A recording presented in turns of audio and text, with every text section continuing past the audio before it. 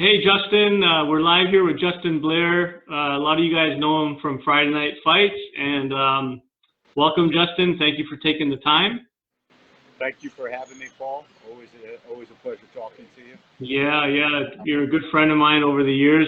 We met in, in New York, and I got a real ass whooping in what the culture is in New York compared to Canada. So, didn't really understand, but after I got to know you guys, you guys are like a second family. So I just wanted to take the time to kind of talk about your entrepreneurial journey back from when you originally started. And I want to focus on, I want to touch briefly on where did you start? Where did this idea for Friday Night Fights come from? Like, what happened? Can you give a little bit of insight into that? So in 1997, I founded the Church Street Boxing Gym. It was an old squash club, so it was a very large basement space in a loft building that had high ceilings. And I was 26 and had no clue what I was doing.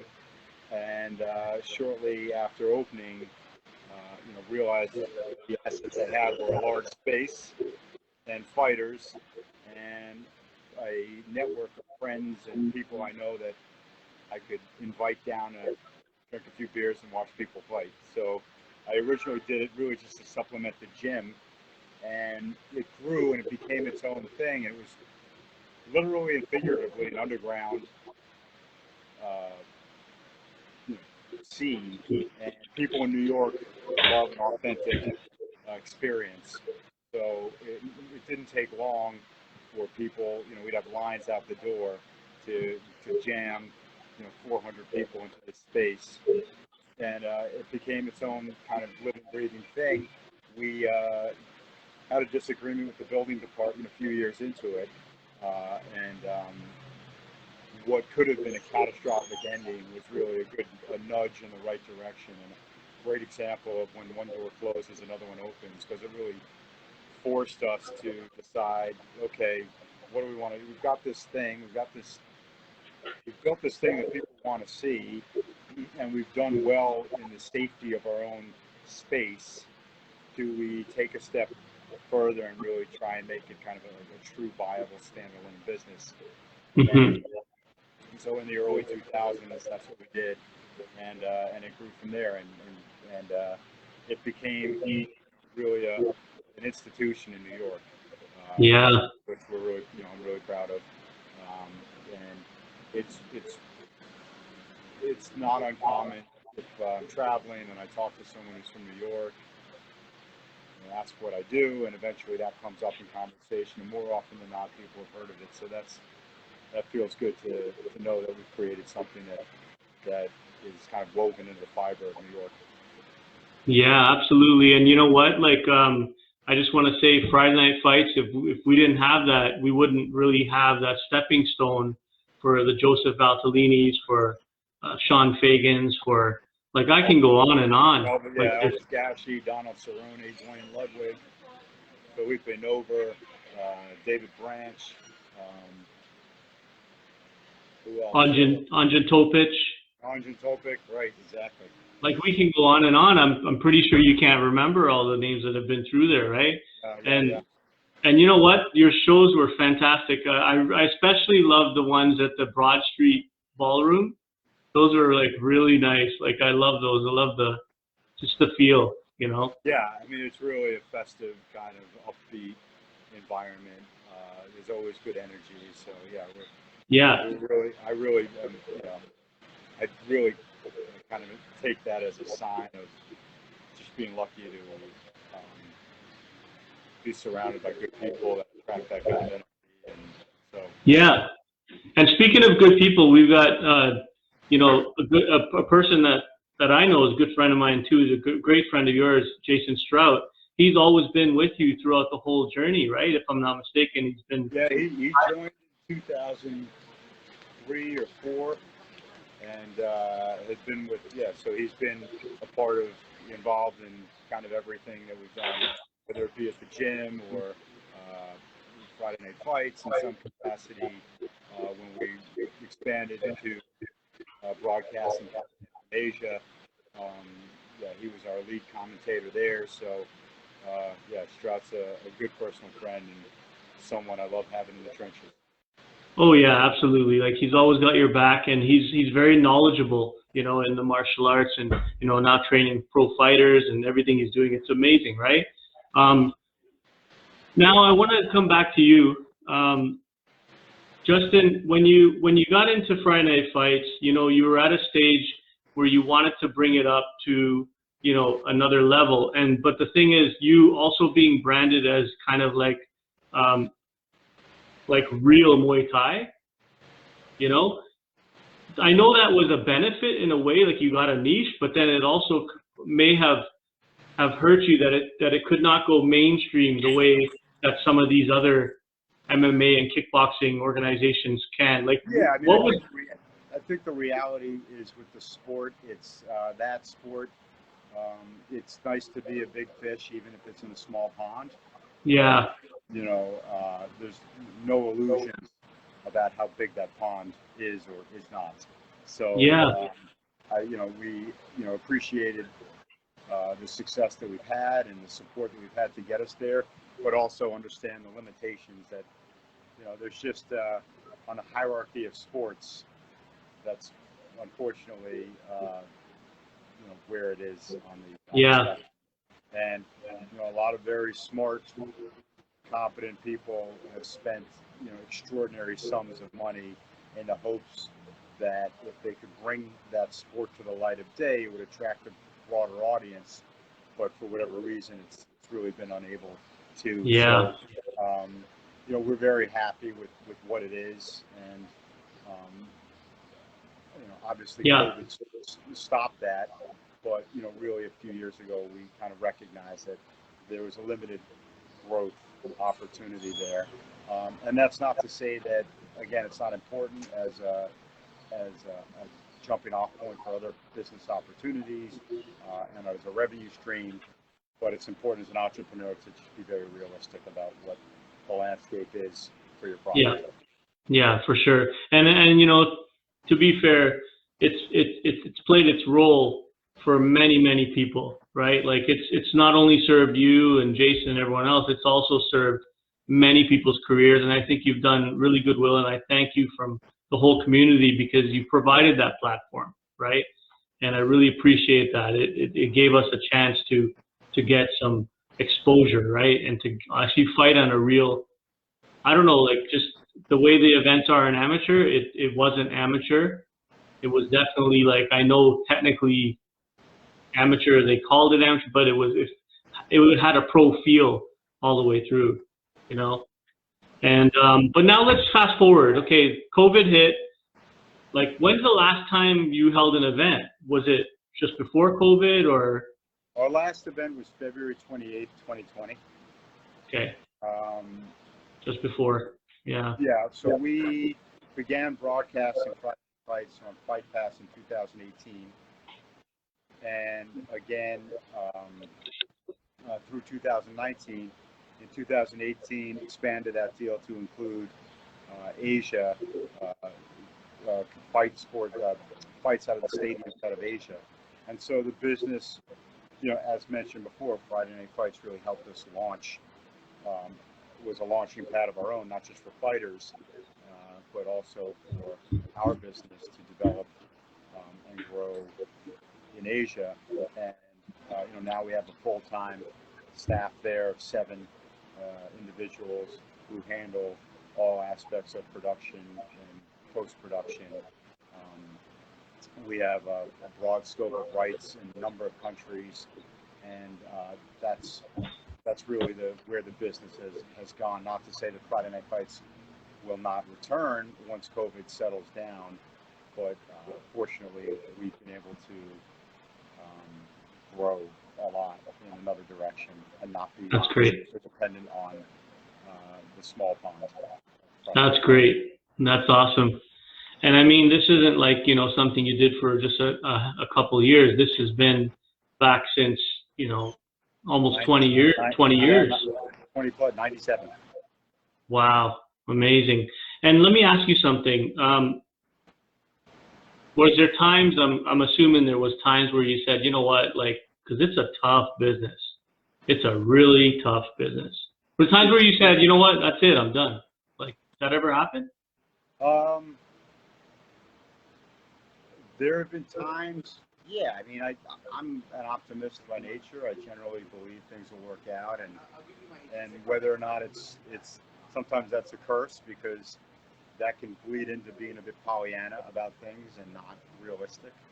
Yeah. But you know, there's pessimism, there's optimism, and then there's realism, and that's when you're really able to grow when you're realistic. So, to answer your question, there were plenty of times where I wanted to throw my hands up.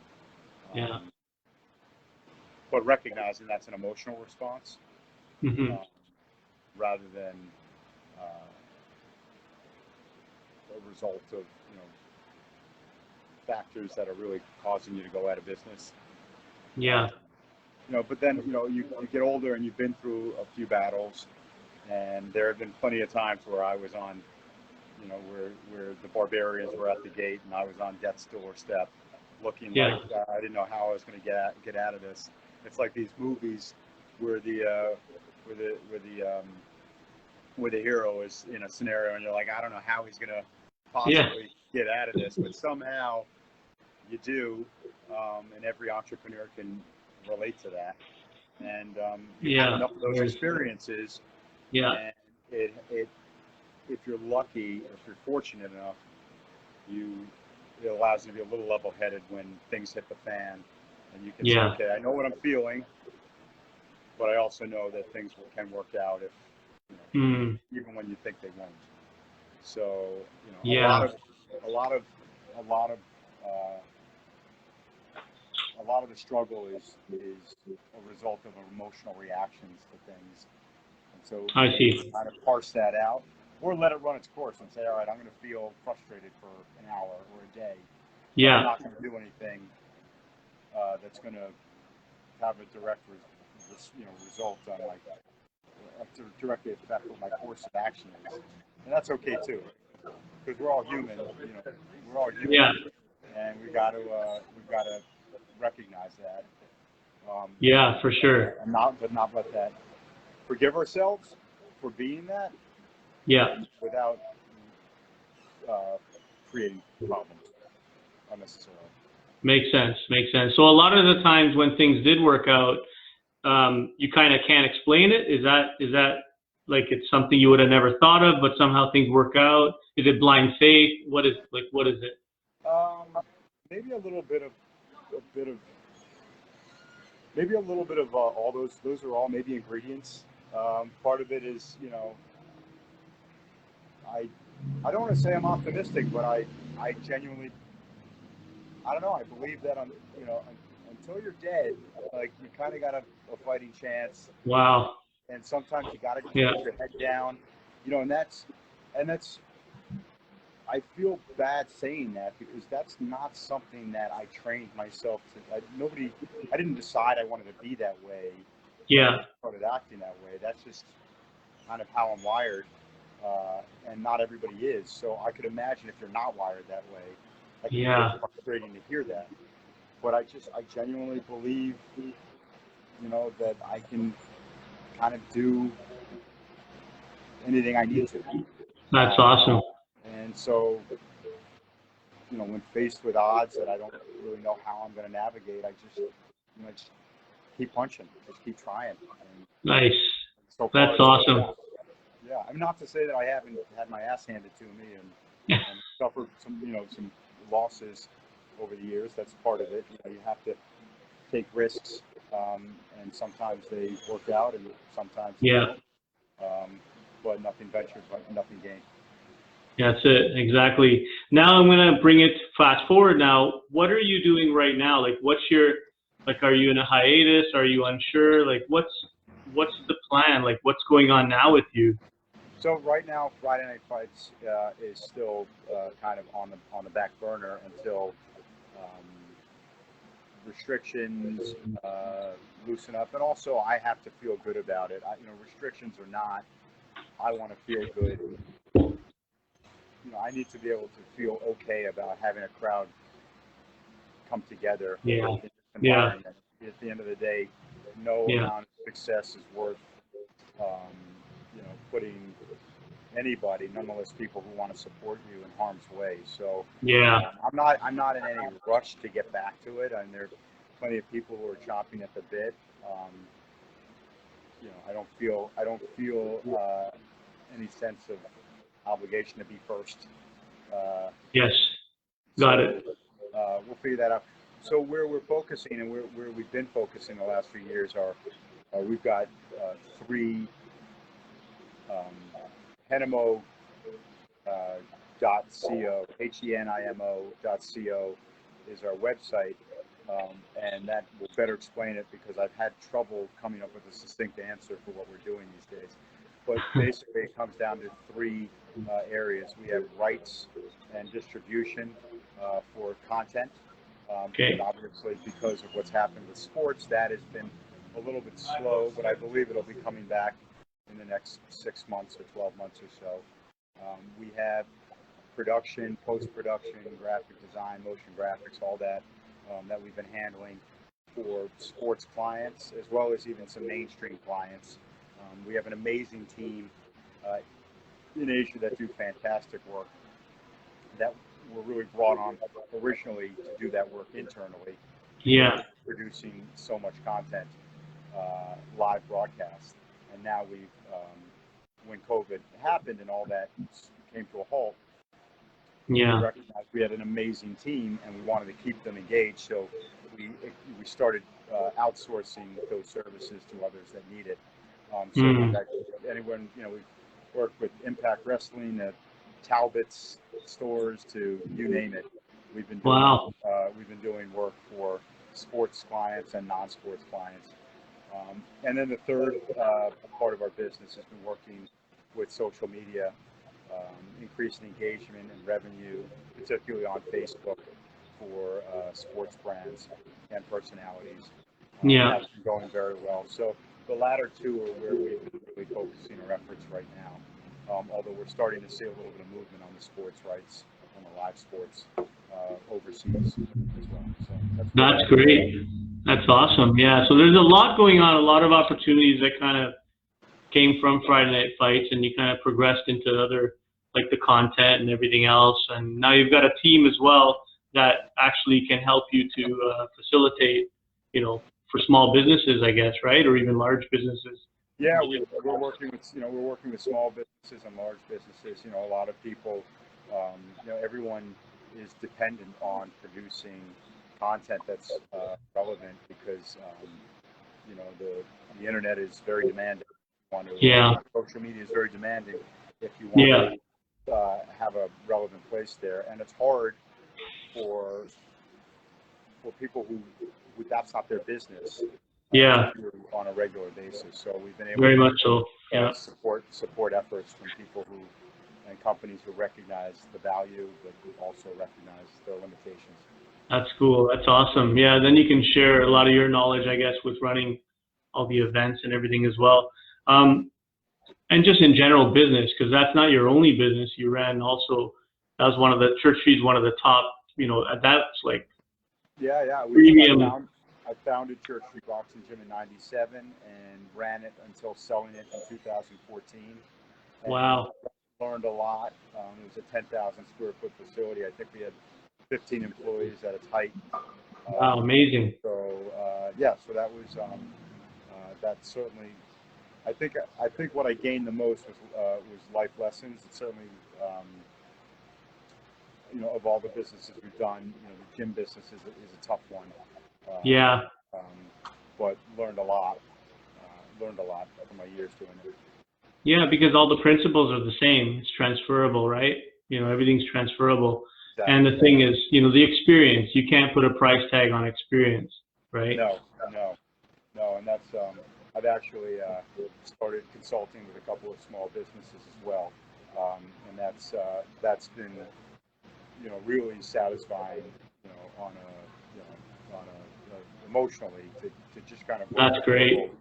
Who are willing to. I mean, look, I think the biggest challenge for any entrepreneur is your success, your trajectory is limited to whatever personal limitations you have. At some point, you come up to those, and it's hard to be able to look at your blind spots really objectively. Yeah. And some entrepreneurs don't want to, and some are willing to. And I think the people that are willing to are the people who are able to take it to another level. Because at some point, we can be our own worst enemy. And a lot of people sometimes, if you think it's easy, then it's probably not. You're probably not. So I've enjoyed talking to people about their business and really just unpacking what do they really want from it, and then being able to parse out, all right, what are you doing, and where is the difference between what you're doing and what you want to achieve. When you look at it that way, then you can, when you take the time to unpack that and see, all right, I want X, Y, Z out of my business, but my actions are not really aligned with that. That can be helpful. Yeah, so that's amazing. So, and that was leading to my next question. How much of your coaching involves, the mindset? Because I can see, because we also work with small business owners, I can see the mindset of people, especially in these times. Forget about even these times. Wavering. And you just brought up a good point. What are you doing every day? There's the mindset, but then there's what actions are you taking every day, right? And are they in line with your goal? That's huge. And do you hold them accountable for this, or do you just give the advice? Like, how does it work? No, I mean, I give them the advice. So look, I think you can't. I give the advice, but I really just try and ask the questions that maybe. I mean, I think the best guidance you can offer is really just asking questions that maybe people in their day-to-day life are too busy to ask themselves. Not that they're opposed to asking them, they just don't think of it. When your head's down, don't think of it. And you're keeping, and you're trying to kind of keep the thing afloat. Sometimes the most introspective person may just overlook asking the simple questions. Why am I here? Why am I putting up with all this? Why am I doing all this? What do I want out of this again? And so the guidance, I mean, holding them accountable, yes and no. I mean, at the end of the day, people are adults at this stage, so exactly. You can't teach motivation. True. But if you have the conversation and you ask the right questions and they're receptive to giving the right answer or the honest answers, and they want to align their actions with their why, then the light bulb will go off. And they'll want to come back to you. They'll want to come back to someone. I got it. With the progress. Hey, you know what? I came up with X, Y, Z. We came up with X, Y, Z, and I was really happy that I did these things. That's awesome. So it's not necessarily me holding them accountable, but it's me. I guess I'm hoping to kind of create an environment or a dynamic where they're excited to be accountable to themselves. Yeah, makes sense.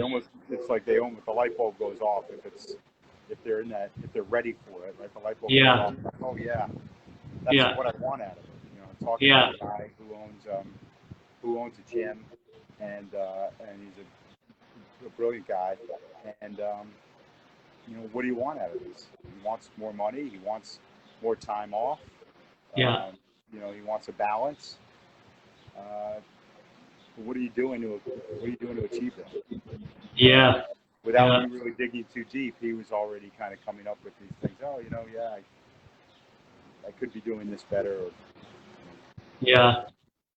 So it's important. I think we have coaches for everything, but we don't have coaches for business. Which I think if I had back in the original days, I think it would have made a huge difference. Oh my God, I would have been 10 years ahead of my 10 years ahead of that now if I just had someone but again, it also takes someone willing to, you know, listen and take part what they're learning. I mean, I know I can be guilty of maybe understanding intellectually, but not internalizing it, and Yeah, letting it kind of course correcting as a result of information I heard, that's right.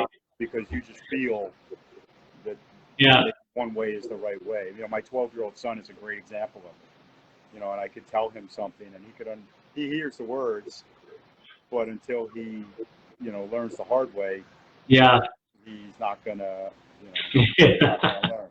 He went yeah. to, well, whatever. Yeah, he's plenty of examples. Anybody with children will understand what I'm saying. No, for sure, absolutely. And I'm gonna talk about that too, like you being a father, like when you're in the middle of Friday night fights, you're running your business, you don't live in New York City, but you're traveling in, right? Like how, Yeah. I'm born and raised in the city, but now we live about 2 hours east.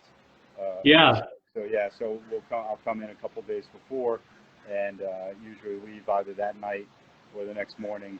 And before I had children, I could come down off the roller coaster and yeah, kind of move slow for 2 days. But children don't care what you did the night before.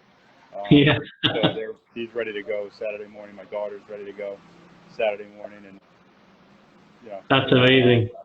yeah. I mean, That's I awesome. realized things were different, and I think it might have been one of the fights that Joe Valtellini fought on when we did it at the Armory. And those were always very large, intense, demanding shows. And I remember doing one, and then coming home at some ungodly hour, and rather than crawling into bed, I had to change the diaper at Oh man, 4 o'clock in the morning, and I knew, okay, my life is never going to be the same. So, yeah, exactly. That's awesome. yeah. Yeah, yeah, and driving factors. Now you've got Justin, the entrepreneur. I've seen you in work mode, and I've seen you, and you're just like a freight train. You know, like you make things happen. And then there's this other Justin. Like look at you right now, and I know this other Justin that I got to know, just friendly, relaxed, and how are you able to like these are two different people? You just turn it on and off, or is it time management, or is it a decision? Is it have you always been like this? Like I don't I know. think it's taken time to kind of stop and get off the freight train, to learn how to stop and get off the freight train. Got it. But it's good. Okay. But it's good to have that gear, and Yeah. sometimes you need to be able to turn it on. Um, Yeah. but you become aware. I mean, it's like if you've ever watched a superhero movie, right? It's like we all have these powers, these Yeah. abilities, and I think when you're younger, you're like the kid who's just learned he's had powers. He can't quite use them, and he's just Yeah. throwing everything around him with him, and he can't quite focus them. And, Yeah. and then you get to another point in your life, and you're like, okay, all right, I know I've got these skills. I know I've got this gear. I know I have these Yeah. abilities, and can just apply them when it's necessary. Um, and you just get older, and you realize that what matters more, and sometimes being a freight train, when you're a hammer, every problem looks like a nail, I say, right? And Yeah. you don't always want to be a hammer. Yeah. There are Right. times where it's just not, it doesn't serve your best interest. Um, but definitely good to have one in your toolbox. Yeah. Now let's talk about, just a little quick touch on you being a husband and father. Does that entrepreneur side, like that management, that control kind of business type, does that come out there, or is it completely gone? Like, are you like, no, like let go of the reins? That's definitely something I have to be aware of, because Yeah, same here. you want to control every situation. You want to mitigate risk wherever you can, and people you're dealing with, not that you're not dealing with people in your business, but Yeah. different dynamics. So um, it has been a process learning to kind of let go and let people, my children, my wife, kind of let their processes just unfold. And when Yeah. you die, I heard something somewhere, um, of the difference between sympathy and empathy. And sympathy is someone falls down a well and you look down the well and you say, "Wow, that's awful. I'm really sorry you fell down that well." And then empathy is, "Hey, let me climb into that well with you, and let's see if we can't get out of this thing together." Yeah. And so That's cool. I'm not sure how we got there, but that kind of comes to mind. It's like you Yeah. can't be a freight train and get into a well. I guess they don't fit into wells very well. Yeah. So yeah, so freight train with the personality to look over and say, "Yeah, you fell in a well. That sucks. Get out." Yeah. Sometimes your responsibilities as a father and a husband require more than that. Oh, absolutely. And you know what? A big part of being an entrepreneur is making sure that that side is also in balance, in my opinion, and obviously in your opinion, right? You put the work in into your family, and it shows, right? Part of your success is that, right? Like a big part, is that like when you used to work hard and drive and be that New York businessman, were you were you driven because of your family? Were you in your mind doing it for them, or were you doing it for you?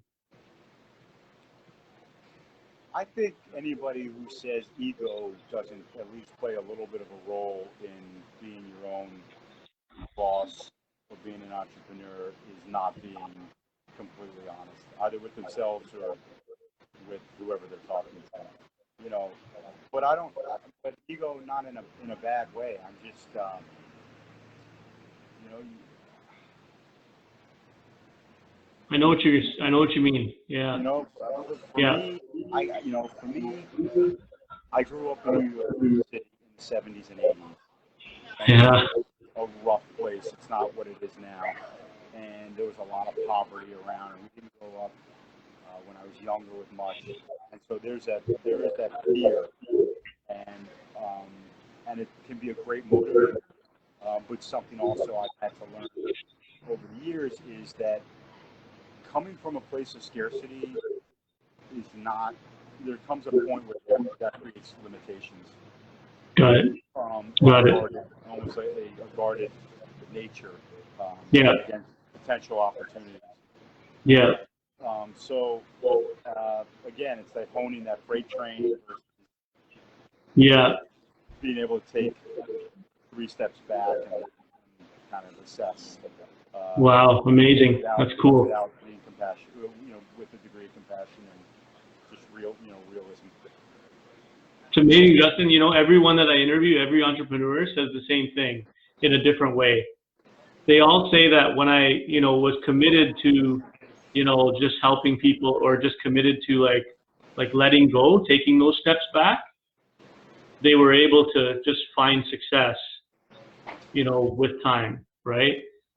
And a lot of them, like everyone says the same, and it's amazing. It's a good reminder to me, right, to be committed to, to basically let go a little bit more, right? Let go without letting go, whatever you want to call it. The idea is to, not be that freight train, right? Because everyone says, work hard, work hard, work hard. Like all these top sharks and top entrepreneurs, they all work hard, work hard, work hard. But realistically, the hard work's only going to get you so far, because you even mentioned with your clients, you're telling them, hey, let's look at what you're working hard. Like, what are you doing? Is it in line with your goals? Then there's that realist side as well, as you mentioned, right? The realism. Well, I also think a lot of people, and I was guilty of this, just think that worrying is not working. Being preoccupied is not working. It's taking bandwidth and energy and thinking about work.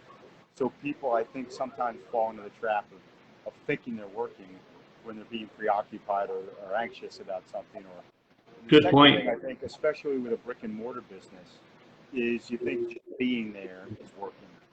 And I think if I'm honest with myself, I probably wasn't as efficient with my time. If I was really working every minute that I was at my business, or I was working smart, Yeah. Yeah. then I probably would have had it achieve a greater degree of success sooner. Yeah. So I don't think showing up is important, but just being there and clocking hours for the sake Yeah. of it isn't working. No. Worrying, being preoccupied isn't working. Taking next steps is working. That's Got it. that to me is working. It's about progression, basically, from what I'm understanding. Say that again. From what you're saying, it sounds like you're kind of referring to there should be progression, if I'm not mistaken. Is that what you're saying? Yeah. Well, or just you should be. I mean, for me, and again, I think, I think this isn't an uncommon problem. Is I can get when I have a few moving parts, or when I have a few projects I want to do, I can get overwhelmed because they're big projects. You don't know where to start. You've got 3 or 4 of them that you want to do. Yeah. How do you do it? And Yeah. the best, thing that I've learned, I've just recently started, a few months ago, I committed to David Allen's Getting Things Done process. And so for me, that's worked really well. And one of the principles of it is, what's the next thing you can do? The next step you can do right now, whether that's do some research, make a phone call, send an email, whatever. Yeah. What's that? Yeah. And do that. Do that. And keeping track, because as an entrepreneur, I feel like you're very often waiting on other people for stuff. Yeah. And putting that in a place where it won't get lost. Waiting for a file or Got it. whatever it is, frees up that bandwidth. Because I know Yeah. I'm not going to forget about it, but I know it's not taking up any of my RAM. My Yeah. Yeah. Yeah. So, just really, those two things alone have really been helpful. That's awesome. I remember the bandwidth. You always say bandwidth. Over the years I've known you, you always use that term. And it sticks in my head too, because it's like, it's true. What's in your mind? What are you actually, yeah, it makes a lot of sense, and that's your word. Yeah.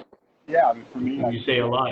I have a waiting for, I use Trello. I like it a lot. It's visual. It's easy to use and syncs with your phone. And I have a waiting for page and lots of different categories depending on the business. And so if I'm waiting for Paul Minhas to get back to me with something, or if I'm waiting for a member of my team to come back to me with something, I can write it down. I can say the date that I asked for it, and I can forget about it. And if I That's good. Yeah. come back to my waiting for page every day or two, I can say, well, that's taken a little bit too long for that to happen, or I should follow up with someone because I haven't heard anything about that, or in a while. Hey, that came in and I got it. I can check it off the list. So that's cool. Yeah, so that's personally been a big part of enabling me to. I haven't expanded my bandwidth. I've just decluttered my computer. Decluttered. Yeah, that makes sense. That makes sense. Okay, I got one more question, because a lot of people up here in Canada are asking, are you going to be running the Friday Night Fight show again? Like, are you still going to run them? Because 100%. A lot of people want to go. 100%. Yeah. Oh, that's awesome. Yeah. I mean, that's a part of, that's part of who I am and who we are, and awesome. That's great. That's never going away, but we just have to be responsible about it. For sure. And when dealing with something like health, I prefer to just be on the conservative side, and there are plenty of people who said, "Oh, you should do it," and go for it. Yeah. Or whatever. Until such time as it's, I can feel really okay about inviting, hundreds of people to come to a room and fighters to participate. Yeah. I don't feel an urgency to do it, but that doesn't. That's awesome. I'm not going to do it soon. It's really good to hear you say that, because, putting people first, right? And that's really a testament to you. You're valuing all the fans of your brand, right? This brand is a living, breathing thing that people gravitate to. You go and you say there's going to be a show, a ton of people are going to show up. like that. Well, and I think especially, especially now with the fact that we haven't been around, we were a block and a half away from the World Trade Center when it closed down. And for about 2 months, we were not sure. So we didn't have direction. So we were unable to give direction Wow. to our members. And every day it was a maybe tomorrow, maybe next year. But finally, when it opened up, I didn't want to invite everybody down until I could visually see that the barricades were up and people could come in. Yeah. And so the day that happened, I sent an email out and called everyone personally and Wow. let everybody know. And I expected, honestly, there was a big part of me that expected nobody to show up. And I was shocked. I remember walking down the day we opened, the place had never been more packed. Wow. I think people just wanted to get back to whatever their normal was. And my instinct is that Friday Night Fights is part of that routine. And so I would say with a good degree of confidence that, when we open up again and when we say we're going to do it, it's going to be a for sure spectacle. And so for that reason, we got to be responsible. That's awesome. That's really good. It's good that the person in charge is, putting the people first. That's huge. Usually it's the other way around. People want to make the money, right? But it shows that your heart's into this and you really care for the fans. You really care for the people involved. And my hat's off to you for that. That's amazing. It's amazing.